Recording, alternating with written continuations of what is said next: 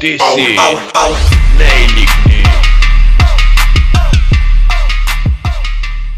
Eh bien, salut à tous, on se retrouve aujourd'hui pour mon 9e tuto. Donc, ce tuto il va consister à comment changer son pignon de sortie de boîte. Donc je vous présente mon compère. Ouais, du coup salut, c'est X-Racer, c'est moi qui aide Nailik à faire plusieurs de ses tutos. Je fais la mécanique avec lui et puis je l'aide pour tout ce qui est bricole. Donc voilà, comme vous l'avez compris, il m'aide sur pas mal de choses, c'est un petit peu mon mécano. Donc on va passer maintenant au tuto les gars. Pour commencer, avant toute chose, vous allez devoir desserrer ce boulon là pour pouvoir ensuite détendre la chaîne. Une fois que vous aurez dévissé ce boulon là, vous avez les deux tendeurs du côté, vous allez pas mal les desserrer pour vraiment détendre votre chaîne. Parce que si vous passez du pignon d'origine, donc un 11 normalement, si vous voulez l'augmenter, il va falloir vraiment desserrer la chaîne, sinon ça va pas passer. Donc X-Racer va commencer par enlever le boulon. Ah bah t'avais passé là. Donc voilà, pas besoin de l'enlever, juste le desserrer. Vous voyez, c'est bon. Ensuite, il vous faut une clé de 10. Donc vous desserrez vraiment pas mal. Donc de 3-4 tours. Pareil de l'autre côté.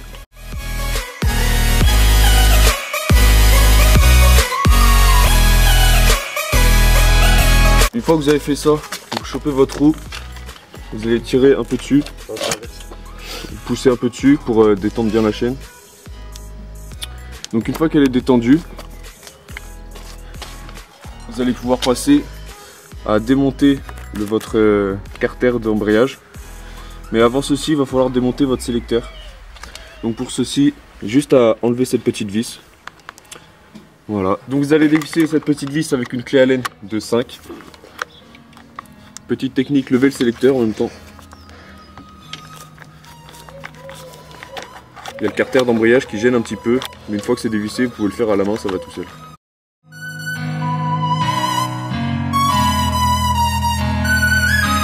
Faut l'enlever à fond parce que sinon le sélecteur vient pas. Voilà. Une fois que vous avez enlevé votre sélecteur, il ne vous reste plus qu'à enlever votre carter d'embrayage. Donc pour ceci, il y a 1, 2 et 3 vis qu'il va falloir enlever. Donc rien de plus simple, ça s'enlève tout seul. Voilà, juste à les desserrer. Et après ça vient à la main.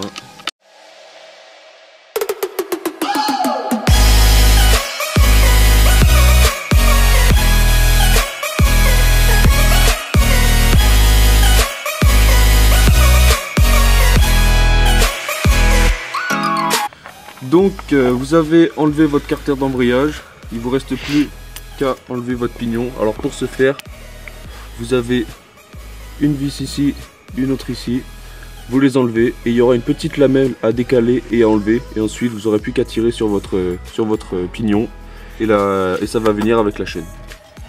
Donc surtout faites bien attention à ne pas abîmer les dents de la vis, le pas de vis, parce que si c'est mort.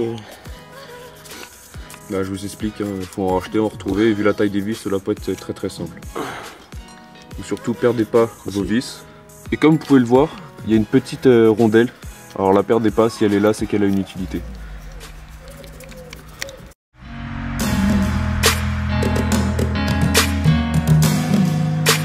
Donc ensuite, vous avez juste à bouger cette petite lamelle et à la sortir.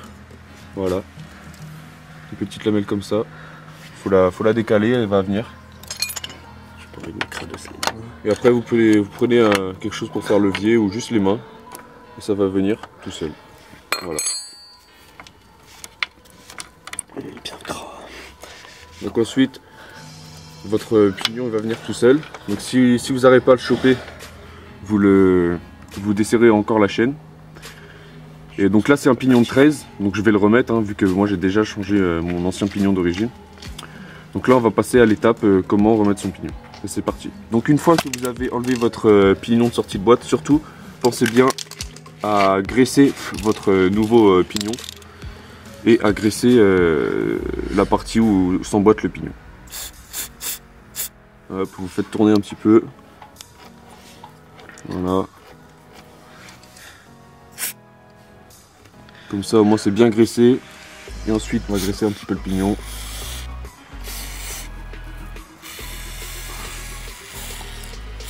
Donc là mon pignon n'est pas neuf, mais c'est toujours bien de le graisser quand même, de le nettoyer. Donc pour remettre votre pignon, vous le réinsérez dans votre chaîne. Tant bien que mal. Du mieux que vous pouvez. Et si ça rentre pas, redesserrez votre chaîne. Et ensuite vous le réinsérez dans votre dans la sortie.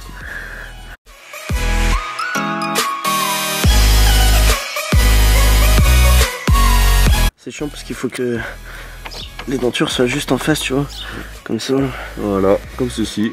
Ensuite, vous remettez cette petite rondelle, donc bien en face des trous.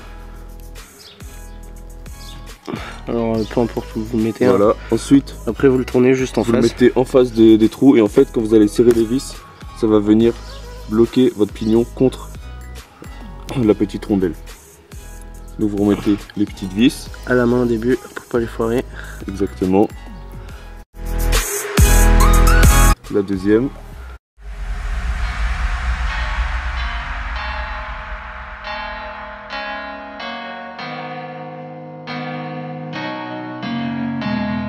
Ensuite, vous les vissez avec votre tournevis.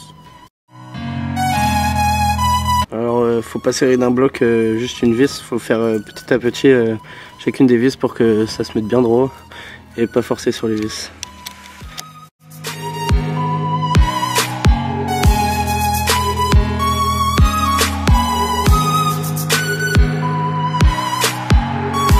Voilà, il faut quand même bien serrer hein, parce que ça prend des chocs, il y a quand même de la force qui se passe ici.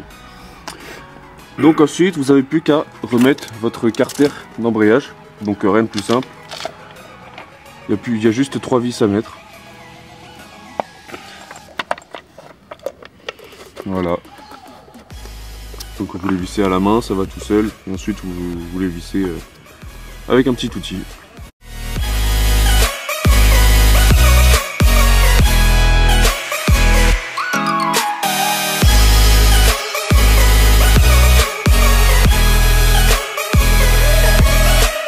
Ensuite, une fois que vous avez remis votre carter, vous n'avez plus qu'à remettre votre sélecteur de vitesse. Voilà, donc pour ceci, vous le réemboîtez à son emplacement et vous remettez la vis après. À la hauteur que vous voulez aussi. Ouais, voilà, vous pouvez régler la hauteur si vous l'avez jamais fait. Si vous trouviez que votre sélecteur était trop haut ou trop bas, vous pouvez le régler.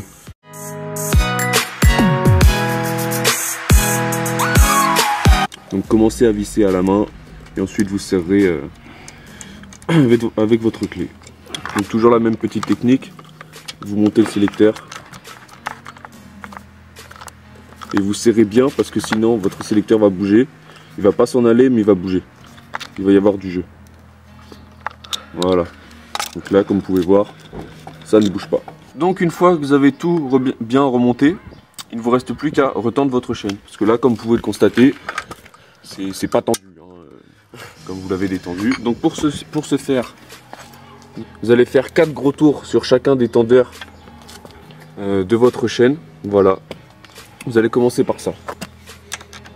En serrant du coup. En serrant, ouais, vers la droite, dans le sens des aiguilles d'une montre. C'est bon.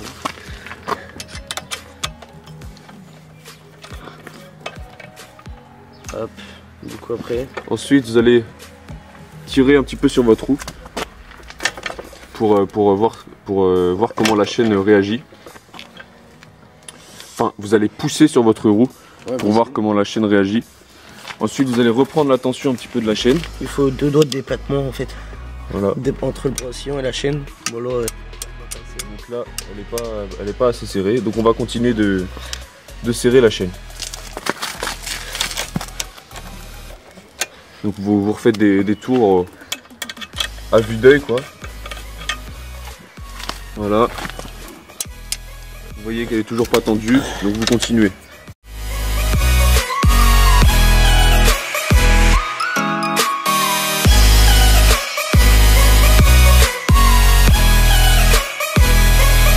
Donc là vous pouvez voir qu'elle est carrément trop tendue, c'est-à-dire que la chaîne ne bouge plus. Donc là, vous allez pouvoir Ça risque de croquer un peu. la détendre. Hop, et tout doucement en faisant des demi-tours.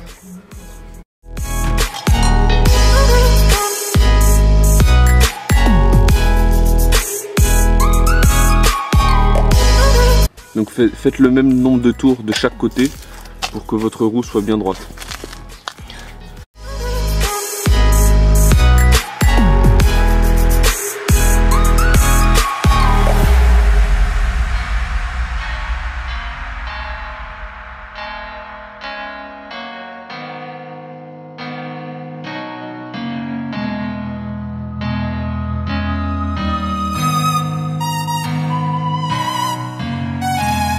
Donc là, votre chaîne est assez tendue. Donc pour savoir si votre roue est bien droite, il faut qu'il y ait exactement la même longueur.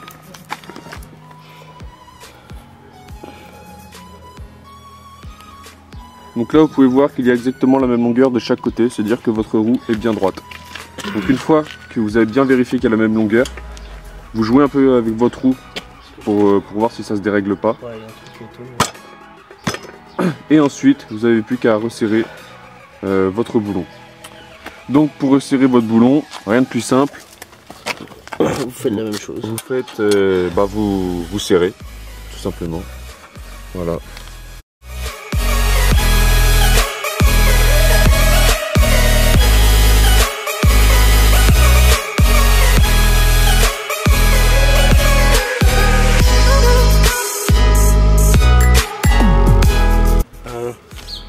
Voilà, donc vous avez resserré votre chaîne. Il n'y a plus qu'à graisser votre chaîne. Donc pour ce faire, je vous conseille de la graisser. Parce que c'est quand même mieux d'avoir une chaîne graissée. Mais à part si vous l'avez déjà fait il y a peu de temps. Le mieux c'est d'être à deux pour qu'il y en ait un qui soulève la moto. Ou alors avoir une béquille. Ou avoir une béquille de stand. Allez, donc là, mon X-Racer va soulever la moto. Je vais la faire tourner.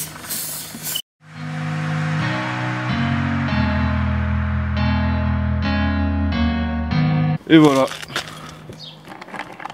Vous avez graissé votre chaîne. Donc pour conclure, vous avez changé votre pignon de sortie de boîte, graissé votre chaîne, tendu votre chaîne. Donc tout est bien. Vous faites quelques essais pour voir s'il n'y a pas quelque chose qui coince.